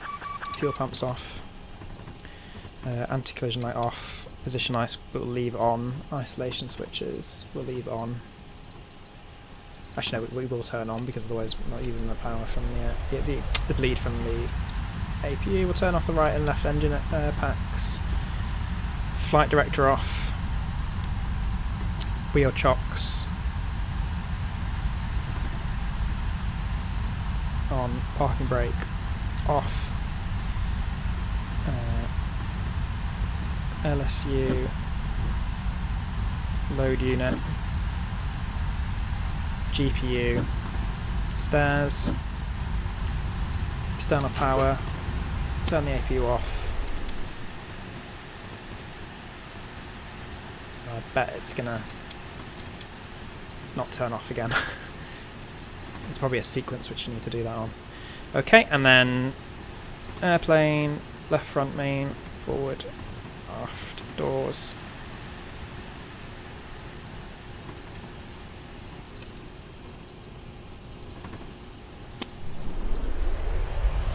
Yeah, APU's being weird again.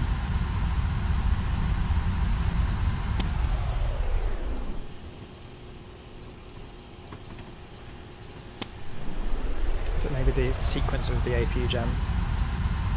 So turn that off. I don't know. I'm confused. Anyway, doesn't matter. We'll close SimBuddy. And I think we're there. So, looking really nice. Oh, look at that. Not bad for doing it kind of by eye. So welcome to Dusseldorf. So like I said, what we'll do is I will have some lunch. I'll set up the flight for Dubai, and then we can finish off the next flight probably in about an hour. So I'll put on, obviously, I'll let you guys know by putting out a kind of a bit of a warning through the notifications, and make sure that you're kind of ready to watch, and then we'll take off. I'll turn off the stream whilst we're in the cruise, and there's a whole load of people talking to me, and then we'll turn it back on again if needed when we're coming into Dubai. But what we'll do is we will just watch the replay, and then we'll finish up there. Okay, see you later.